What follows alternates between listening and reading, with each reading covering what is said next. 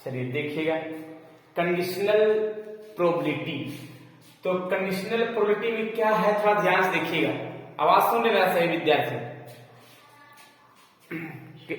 हाँ देखिएगा, इसमें लिखा है let E and F be two events with random experiment, then the probability of occurrence of E under the condition that F has already occurred and probability of F not equal to 0 is called conditional probability. It is denoted by probability of E by F. देखिएगा, सबसे पहले इसमें हम क्या समझाना चाह रहे हैं कि अगर पहले तो दो इवेंट हैं E एंड F, और दो इवेंट जो है ना यहां पे दिया हुआ रहेगा कोई भी दो इवेंट, और एक इवेंट में क्या है कि कंडीशनल प्रोबेबिलिटी निकालना हुआ, और एक इवेंट में क्या है कि कंडीशनल प्रोबेबिलिटी जो है ना दिया हुआ रहेगा। यानी एक में क्या है कि कंडीशनल प्रोबेबिलिटी निकालना है और एक इवेंट दिया हुआ रहेगा। तो समझ जाइए कि जिसमें मेरा कंडीशनल प्रोबेबिलिटी निकालना होगा वो हमेशा ऊपर में होगा और जो दिया हुआ रहेगा वो नीचे होगा। तो ये कंडीशनल प्रोबेबिलिटी का कंडीशन क्या है कि दो इवेंट जो है, दो इवेंट मेरा रहेगा probability of E by F, जिसमें प्रोबेबिलिटी ऑफ ई जो है कंडीशनल प्रोबेबिलिटी निकालना होगा और एफ जो है दिया हुआ रहेगा। तो यहाँ पे probability of E by F हो जाएगा, और probability of E by F का फॉर्मूला हुआ probability of E intersection F by probability of F. Clear? अगर मान लिया मैं कहीं देखते हैं, कभी कभी होता है क्या कि दो इवेंट में अगर एफ कंडीशनल प्रोबेबिलिटी निकालना हुआ, प्रोबेबिलिटी ऑफ एफ का कंडीशनल प्रोबेबिलिटी निकालना हुआ, और यहां भी जो है ना एफ कंडीशनल निकालना होगा और ई जो है दिया हुआ रहेगा। तो जिसका कंडीशनल प्रोबेबिलिटी निकालना होगा वो हमेशा ऊपर में होगा, और जो इवेंट दिया हुआ रहेगा वो क्या होगा नीचे होगा। एक क्वेश्चन के माध्यम से क्लियर करेंगे तो ज्यादा बढ़िया हो जाएगा। ठीक है, तो देखिएगा इसके लिए फॉर्मूला क्या होगा, probability of E intersection F by probability of E. देखिएगा दोनों का इंटरसेक्शन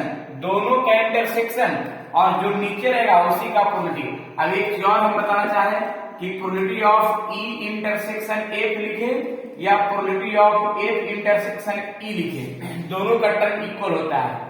एक चीज ध्यान रखना है, तो कंडीशनल प्रोबेबिलिटी में एक चीज ध्यान रखना है कि जो इवेंट कंडीशनल निकालना होगा वो हमेशा ऊपर में लिखाएगा, और जो इवेंट एक चीज है क्या कि दिया हुआ रहेगा वो हमेशा नीचे में लिखाएगा। और भी इसका फॉर्मूला हम लिख सकते हैं, देखिएगा फॉर्मूला में क्या क्या लिख सकते हैं। फॉर्मूला लिख सकते हैं क्या कि अगर मान लिया क्या है कि प्रोबेबिलिटी यहाँ पे A by B, probability of A by B, तो समझ जाइए कि यहाँ पे प्रोबेबिलिटी ऑफ ए बाई लिखा हुआ है, तो ए मेरा कंडीशनल प्रोबेबिलिटी निकालना है और बी जो है मेरा दिया हुआ है। तो मेरा ए जो है ऊपर में होगा, जिसका निकालना होगा कंडीशनल प्रोबेबिलिटी वो ऊपर में होगा, और जो दिया रहता है वो कहाँ होता है नीचे में होता है। तो इसके लिए फॉर्मूला होगा probability of A intersection B by probability of B. Clear? नीचे का टर्म नीचे हो जाएगा और ऊपर में दोनों टर्म का इंटरसेक्शन लिखाता है। क्लियर? तो ये हो गया कंडीशनल प्रोबेबिलिटी का टर्म। तो ये यहां तक क्लियर है या कोई डाउट है? देख लिए, अगर डाउट है तो पूछ सकते हैं इसमें। क्लियर? इसमें देखिए बताना एक चीज ये चाह रहे हैं कि अगर किसी भी इवेंट में ये जो लेसन हम पढ़ा रहे हैं कंडीशनल प्रोबेबिलिटी पढ़ा रहे हैं, और कंडीशनल प्रोबेबिलिटी में है क्या कि दो टर्म दिया हुआ रहेगा। जब भी है तो इसमें दो टर्म दिया हुआ रहेगा। दो टर्म में क्या है कि किसी भी इवेंट का कंडीशनल प्रोबेबिलिटी निकालना होगा तो समझ जाइए कि वो टर्म ऊपर में होगा, और जो इवेंट दिया हुआ रहेगा वो क्या होगा नीचे में होगा। तो इसका इंडिकेट हम करते हैं probability of E by F, यानी ई कंडीशनल निकालना है और एफ क्या है दिया हुआ है, तो इसको probability of E by F से इंडिकेट करते हैं। Probability of E by F का हम फॉर्मूला लिखे हुए हैं, probability of E intersection F by probability of F. ऐसा ही यहाँ एफ बाई ई भी लिखे हैं। अगर मान लिया एफ मेरा कंडीशनल प्रोडक्ट निकालना है और ई जो है दिया हुआ है, तो एफ मेरा ऊपर में होगा और ये क्या हो गया, ई नीचे होगा। इसके लिए formula product of E intersection F by product of E. और देखिए सामने दिया हुआ है, यहाँ पे बताया गया कि product of E intersection F लिखे या product of F intersection E लिखे, दोनों का वैल्यू क्या होता है, बराबर होता है। एक चीज ध्यान रखिएगा, क्लियर। तो इस पर हम क्वेश्चन के माध्यम से बताएंगे तो ज्यादा समझ में आएगा, ठीक है। एक क्वेश्चन में इस पर क्लियर करते हैं तो और भी क्लियर हो जाएगा, ठीक ना। ऐसे हम इसको भी हम और लिख सकते हैं कि प्रोबेबिलिटी ऑफ, अगर बी बाई ए चाहते हैं तो इसको ऐसे लिख सकते हैं, probability of A intersection B by probability of A, यानी जो नीचे रहेगा वही नीचे लिखाएगा, जो नीचे रहेगा वही नीचे लिखाएगा। ये कंडीशनल प्रोबेबिलिटी का फॉर्मूला हो गया, क्लियर। एक एग्जांपल के साथ क्लियर करते हैं। चलिए देखिएगा, ये क्वेश्चन क्या कंडीशन कह रहा है इसके बारे में लिखा गया है, black and red die are rolled. तो अभी हम जितना लाइन पढ़ेंगे उतना लाइन को हम एक्सप्लेन करेंगे। A black and red die are rolled एक पासा जो है ना ब्लैक है और दूसरा पासा क्या है, रेड है। तो जरा देखते हैं, एक पासा ब्लैक और दूसरा पासा, यानी टोटल कितना पासा हो गया, 2 पासा। अब यहाँ पे इसका सैंपल स्पेस देखिएगा 2 पासा के लिए। तो सबसे पहले सैंपल स्पेस क्या होगा, जरा देखिएगा। सैंपल स्पेस का कंडीशन क्या है कि दोनों पासा 1 1 हो सकता है, 1 2 हो सकता है। देखिए 2 पासा को रोल्ड किया गया, ठीक है। यहां लिखा हुआ है डाई रोल्ड, तो यहां पे दोनों टर्म पर 1 1 आ सकता है या 1 2 आ सकता है या 1 3 आ सकता है। और भी देखते हैं 1 3 1 4 1 5 1 6, या फिर 2 1 आ सकता है, 2 2 आ सकता है, 2 3 2 4 2 5 2 6।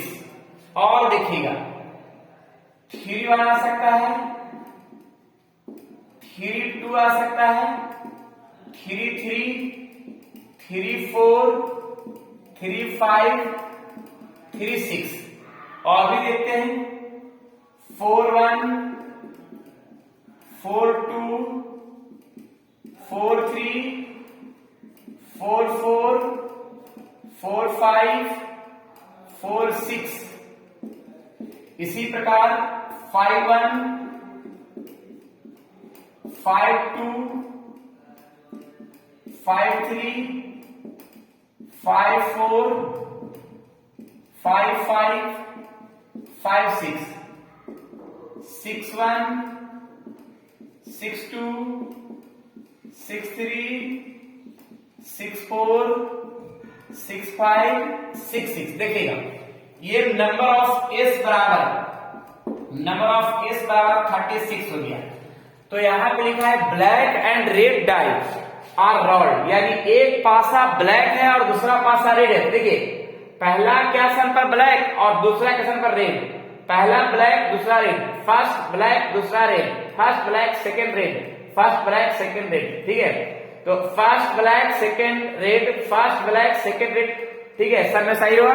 यानी जो भी है फर्स्ट के स्थान पर ब्लैक होगा और सेकंड का क्या होगा, रेड होगा। फर्स्ट के स्थान पर ब्लैक और सेकंड के स्थान पर रेड होगा। ऐसा ही सभी टर्म के लिए होगा, ठीक है। टोटल टर्म में पहला स्थान पर जो भी आया है एलिमेंट वो ब्लैक होगा और सेकंड स्थान पर जो भी आया वो क्या होगा, रेड होगा। तो जरा देखिएगा थोड़ा सा टर्म कैसे बनेगा इसमें। अब तो एक तो मैंने ये लाइन एक लाइन पढ़े हैं, उस लाइन में मैंने टर्म बना दिया है। अब यहाँ पे लिखा हुआ कि find the conditional probability of obtaining some greater than 9। यानी देखिए अब यहाँ पे निकालना क्या है उसको मान लेते हैं, निकालना है ई बराबर उसको मान लेते हैं। आप देखिए टू फाइंड उसको मान लेते हैं क्या, लेट ई बराबर मान लेते हैं, ठीक है। देखिएगा ई बराबर मानते हैं क्या, यहां पे लिखेंगे find the conditional probability of obtaining some greater than 9। देखिए आप लिखेंगे सम ग्रेटर देन ग्रेटर देन 9, यानी जोड़ने पर 9 से अधिक हो। अब देखिए, जोड़ने पर 9 से अधिक हो तो आप सोच लीजिए कि जोड़ने पर 9 नहीं आना चाहिए, 9 से अधिक आना चाहिए। तो देखिए यहाँ पे क्या है, 1 को ऐड किए तो मेरा 2 आ जाएगा, 1 2 को ऐड करेंगे 3 आ जाएगा, 1 3 को ऐड करेंगे 4 आ जाएगा, और साइड 1 6 को ऐड करेंगे तो आ जाएगा 7 आ जाएगा। लेकिन 9 से अधिक आना चाहिए, तो ये पहला टर्म पे मेरा नहीं होगा। आप सेकंड लाइन में देखते हैं, 2 1 को ऐड किए 3 आ जाएगा, और भी आगे देखते हैं तो 2 6 को ऐड करेंगे 8 आ जाएगा, लेकिन 9 से अधिक है नहीं। आगे और भी देख सकते हैं, 3 1 को ऐड करेंगे 4 आ जाएगा, और इसमें देखेंगे 3 3 को ऐड करेंगे 9 आ जाएगा, लेकिन हमको 9 से अधिक होना चाहिए।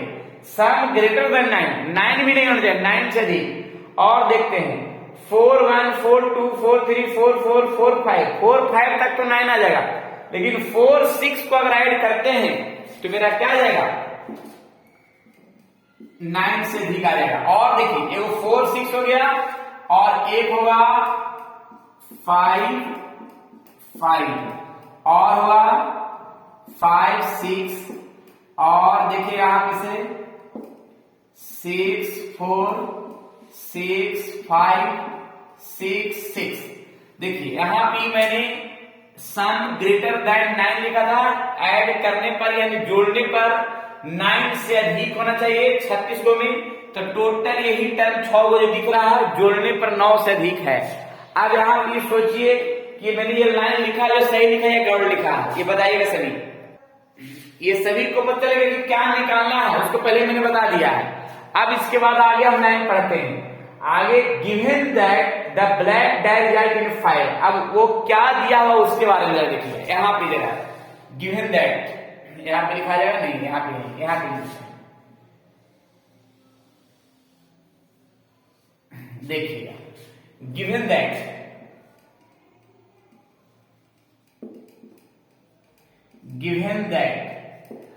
दैट में लिखा हुआ the black die result in 5, इसको मान लेते हैं एफ। आप सोचिए कि ब्लैक पहला स्थान पर है कि दूसरा स्थान पर, ये सोचना होगा। हम बहुत बार बोले हैं the black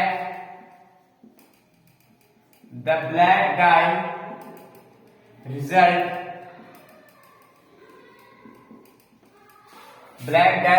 in 5, result in a 5, ठीक है। The black die result in 5, थोड़ा सा और फ्रेश लिख देते हैं, the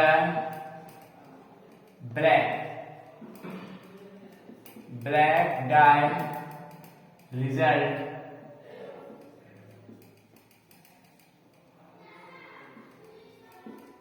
in a 5, यानी ब्लैक के स्थान पर 5 आना चाहिए, ब्लैक के स्थान पर 5 आना चाहिए।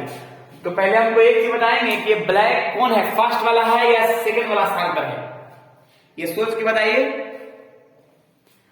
ब्लैक का स्थान कौन सा है, फर्स्ट वाला होता है या सेकंड वाला होता है? First, very good. हाँ, फर्स्ट के स्थान पर ब्लैक होगा, लेकिन ब्लैक यानी फर्स्ट के स्थान पर 5 होना चाहिए। फ्रेश बताया गया है कि फर्स्ट के स्थान पर 5 होना चाहिए। तो फर्स्ट और ये हो गया सेकंड, फर्स्ट और ये सेकंड, फर्स्ट और ये सेकंड, फर्स्ट है सेकंड है, फर्स्ट है सेकंड है, तो फर्स्ट का स्थान पर 5 तो है ही नहीं पहला लाइन में, सेकंड लाइन में भी फर्स्ट का नंबर 5 नहीं है, थर्ड में 4 में भी। यहां पे देखिएगा ब्लैक का स्थान पर ये वाला लाइन यानी 5 है, 5 5 5, यानी देखिए कितना टर्म लिखाएगा। ब्लैक का स्थान पर 5 1 5 2 5 3 5 4 5 5 और 5 6, यानी इसमें टोटल नंबर कितना गया, नंबर ऑफ एफ बराबर आ जाएगा 6, क्लियर। और यहाँ पे नंबर ऑफ ई बराबर आ जाएगा कितना आ जाएगा, इसका भी 6 से आ जाएगा, क्लियर। हाँ, इसका भी 6 है, उसका भी 6 है। लेकिन एक अगर तुम लोग से पूछा जाए क्या कि बताइए कि इसका प्रोबेबिलिटी क्या होगा, probability of F, probability of F, probability of F, तो इसका फॉर्मूला होता है यहाँ पे नहीं, यहाँ पे साइन कर रहा हूं। प्रोबेबिलिटी ऑफ एफ अगर निकालना चाहेंगे तो number of F by number of S होता है, number of F by number of S होता है प्रोबेबिलिटी एफ के लिए। तो देखिए नंबर ऑफ एफ मेरा 6 है और नंबर ऑफ एस मेरा 36 है, तो इसका सोल्यूशन आ जाएगा 1/6 जो सामने दिख रहा है। क्लियर? तो मैंने एफ का निकाल लिया, अगर ई का कहेंगे तो ई भी निकाल सकते हो। क्लियर? लेकिन अभी सिर्फ हम एफ का कहानी बता रहे हैं, एफ। चलिए, तो यहां तक तो कोई दिक्कत नहीं है। एफ का प्रोबेबिलिटी सबको समझ आ गया ना? बोलिएगा।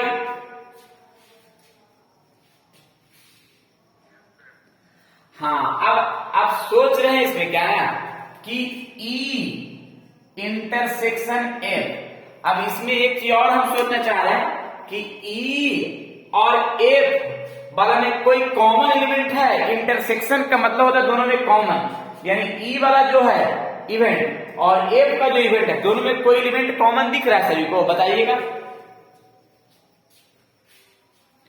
दोनों इवेंट में कोई कॉमन एलिमेंट है?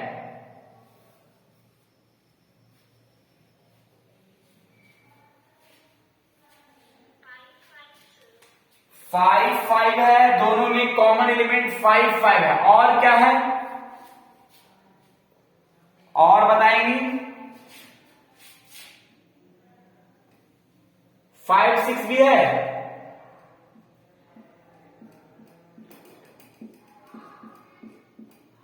फाइव और 5 6 दोनों में कॉमन एलिमेंट यही दो है। और भी है क्या? नहीं ना है। तो यहां पे इंटरसेक्शन जो एलिमेंट हो गया, इंटरसेक्शन है, दो ही वो मेरा कॉमन एलिमेंट है। तो यहां लिखा है क्या? Number of E intersection F बराबर मेरा आ जाएगा 2 आ जाएगा। नंबर ऑफ ई इंटरसेक्शन कितना है? 2।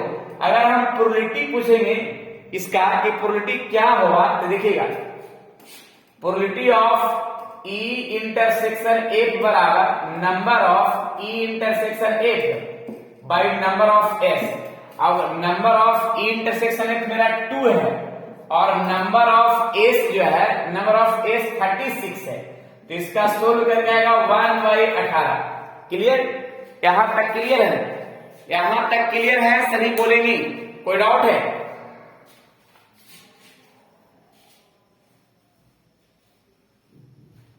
बोलिएगा।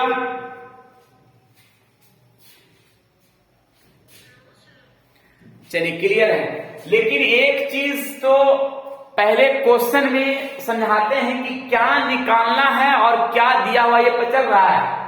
देखिए, फाइंड द, फिर से एक बार क्वेश्चन पढ़कर सुनाते हैं। Find the conditional probability of obtaining some greater than 9, यानी ये कंडीशनल निकालना है, तो सम ग्रेटर देन 9 को निकालना है तो ये ऊपर में हो जाएगा। और given that the black result in F5, यानी इसको माने हैं F, तो ये नीचे में हो जाएगा। देखिएगा, अब यहां पे प्रोबेबिलिटी ऑफ जिसका निकालना होगा वो ऊपर में और जो दिया हुआ वो नीचे में होगा। अभी थोड़ी देर पहले मैंने बताया था। नाउ जिसका कंडीशनल प्रोबेबिलिटी निकालना होता है ऊपर में और जो दिया हुआ है नीचे में, यानी probability of E by F का फॉर्मूला अभी थोड़ी देर पहले था, probability of E intersection F by probability of F। तो probability of E intersection F का वैल्यू सामने दिख रहा है 1/18 और प्रोबेबिलिटी ऑफ F भी दिख रहा है 1/6। अब इसको जरा काट छाट के कितना ला सकते हैं? इसको काट छाट के ज्यादा से ज्यादा ला सकते हैं 3, यानी 1/, कितना आ जाएगा? 3 आ जाएगा। ये आ गया कंप्लीट आंसर जो सामने दिख रहा है। ये हो गया कंडीशनल प्रोबेबिलिटी जो सामने क्वेश्चन दिया हुआ है इसका। तो थोड़ा इसको अच्छा से देख लेंगे, 1-2 बार रिपीट करके अच्छा से, तो क्लियर हो ही जाएगा। चलिए देखिएगा।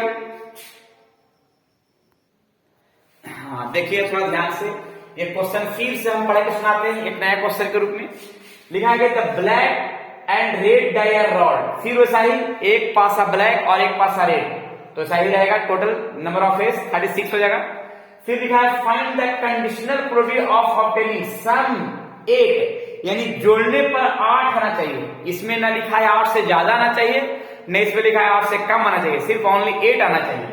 सम 8 given that red die result in number of less than 4, यानी रेड क्या स्थान पर 4 से कम होना चाहिए। अब रेड कौन सा होता है? रेड फर्स्ट वाला होता है या सेकंड वाला होता है? तो ब्लैक तो फर्स्ट वाला था, तो रेड सेकंड वाला हुआ, और रेड के स्थान पर 4 से कम होना चाहिए, ये बोला गया है। तो जरा देखते हैं इस क्वेश्चन में क्या कहानी बनी है। ठीक है, सबसे पहले तो हम पता करते हैं कि क्या निकालना है, टू फाइंड। उसको मान लेते हैं ई बराबर, ई मानते हैं, लिखा हुआ है क्या, सम 8, जोड़ने पर 8 आना चाहिए। अब जोड़ने पर 8 आना चाहिए, तो देखिए तो 1 1 2 आ जाता है, लेकिन इसमें जोड़ने पर 8 है ही नहीं, इसमें जोड़ने पर 8 एक ए आ जाएगा, तो लिखा गया क्या 2,6 सम, फिर जोड़ने पर 8 आना चाहिए, तो यहां पे आएगा 3,5, फिर ऐड करने पर देखिए 4,4, और ऐड करने पर आना चाहिए 5,3, और ऐड करने पर आना चाहिए एक और है 6,2। क्लियर, ये जोड़ने पर आना चाहिए जो सामने दिख रहा है। यहां तक तो क्लियर है सभी। यहां पे अगर पूछा जाए तो नंबर ऑफ ई बराबर हम बोल सकते हैं, नंबर ऑफ ई का संख्या या 5। क्लियर, अगर ज्यादा प्राप्त करना चाहते हैं तो। अब जरा सुनेंगे थोड़ा ध्यान से। अब इसमें क्या है देखिएगा, ये तो पता कर लिया कि क्या निकालना है, अब इसमें क्या दिया हुआ ये भी पता कर लेते हैं। गिवन दैट इसको मान लेंगे एफ बराबर, और एफ बराबर लिखा हुआ है क्या, red die result in number less than 4। इसमें लेस देन 4 सिर्फ कर रहा है, सम ऑफ लेस देन नहीं कर रहा है, ना ग्रेटर देन कर रहा है, या कुछ भी कर रहा है, सिर्फ लिखा है कि रेड के स्थान पर 4 से कम होना चाहिए, कम होना चाहिए। तो रेड के स्थान पे पहला नहीं दूसरा होता है, रेड का समय 4 से कम है, और ब्लैक कुछ भी रहे उससे कोई दिक्कत नहीं है। रेड 4 से कम है, रेड 4 से कम है, क्योंकि पहला तो ब्लैक होता है और दूसरा रेड। रेड 4 से कम, ये 4 से कम है, ये तो 4 ही है, ये नहीं चलेगा। तो 4 से कम इधर है ही नहीं, 4 से कम देखिए, रेड 4 से कम है, 4 से कम है, 4 से कम है, यानी 4 से कम, यानी लगता है कि इधर से जितना टर्म दिख रहा है वो सभी लिखा जाएगा, रेड में आ जाएगा, यानी ये फॉर्म जो है ये सभी टर्म रेड का फॉर्म में आ जाएगा। जो लिखा हुआ है red die result in number less than 4, यानी 1 1 हो जाएगा, 1 2 हो जाएगा, 1 3 हो जाएगा, और हो सकता है क्या 2,1 2,2 और 2,3, और देख सकते हैं 3,1, और ऐसा ही 3,3, और ऐसा ही 3, हो जाएगा 3, और ऐसा ही 4,1, ऐसा ही देखिए टोटल देखिए सभी लाइन में मेरा 3 को होगा, तो टोटल 18 को हो जाएगा। क्लियर, टोटल 18 टर्म हो। इसी प्रकार से हो जाएगा 4,1 4,2 4,3 5,1 5,2 5,3 6,1 6,2 6,3। यानी देखिए ये मैंने जितना भी टर्म बताया है ये सभी जो है ना रेड के स्थान पे लेस देन 4, यानी रेड का स्थान पर 4 से कम है, जिसको लिख सकते हैं नंबर ऑफ एफ बराबर, सभी में 3 टर्म होगा तो 18 हो जाएगा टोटल। क्लियर, अगर इसका हम प्रोबेबिलिटी पूछेंगे, प्रोबेबिलिटी ऑफ एफ बराबर, तो number of F by number of S होता है, तो number of F 18 by 36 equal to 1/2, जो यहां तक दिख सकता है। क्लियर, तो बताइए यहां तक क्लियर है या नहीं क्लियर है, ये भी बता देंगे। क्या कोई डाउट है? क्लियर है ना? हाँ, अब इसके बाद जरा देखिएगा, अब इसके बाद क्या निकालते हैं, इंटरसेक्शन निकालते हैं, ई इंटरसेक्शन एफ। तो हमको एक चीज बताइएगा कि ई वाला एलिमेंट में और ए एफ वाला में, दोनों में कॉमन एलिमेंट कौन सा है, ये बताएंगे। दोनों टर्म में कॉमन एलिमेंट कौन कौन है, ये पता चल रहा है। यह भी देख सकते हैं, मान लीजिए साइन कर रहे हैं तो यहाँ पे देख सकते हैं कि ये मेरा एफ वाला पूरा टर्म है और ई दिख रहा है, तो मानता है कि लगता है कि ये वाला होना चाहिए, ये दोनों कॉमन एलिमेंट होगा।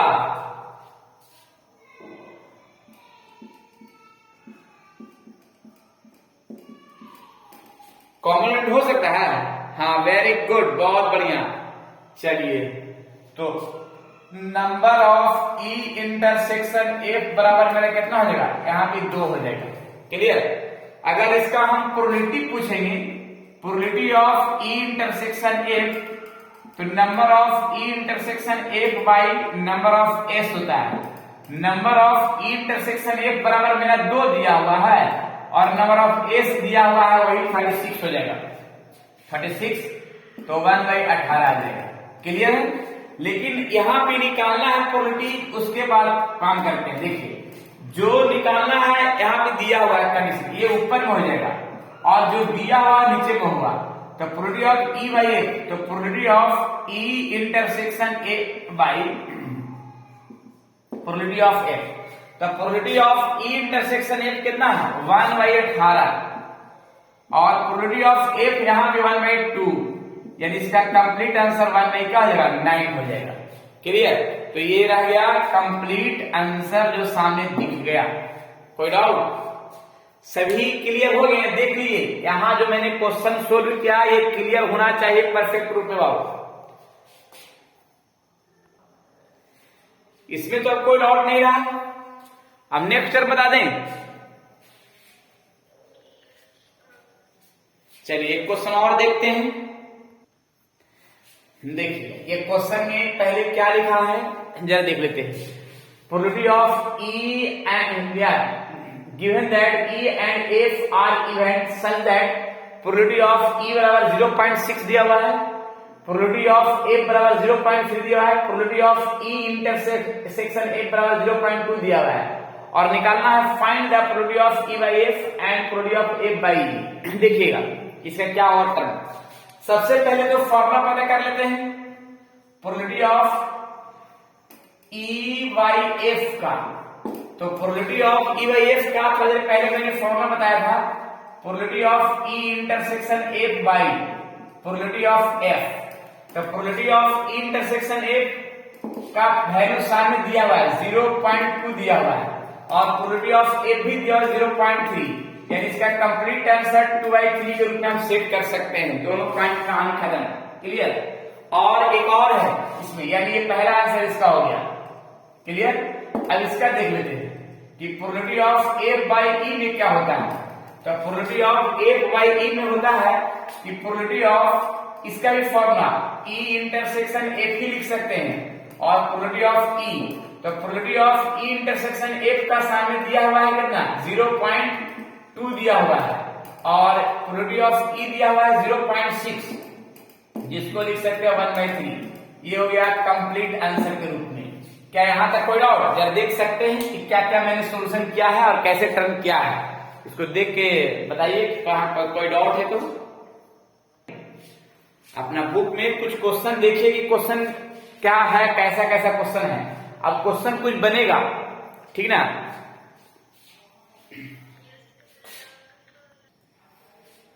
चलिए आज जो है मैंने कंडीशनल प्रोबेबिलिटी का कुछ मैंने थ्योरी दिया है और उसका कुछ प्रैक्टिकल क्वेश्चन बताया है।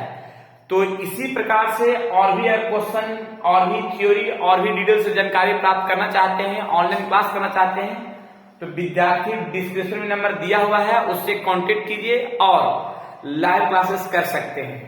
चलिए ठीक है, फिर नेक्स्ट क्लास में मिलते हैं। जब तक के लिए खुश रहिए, स्वस्थ रहिए और मस्त रहिए और पढ़ते रहिए प्रोबेबिलिटी का बेस्ट कॉन्सेप्ट के साथ और इसका टोटल सॉल्यूशन। चलिए ठीक है, नेक्स्ट क्लास में मिलते हैं।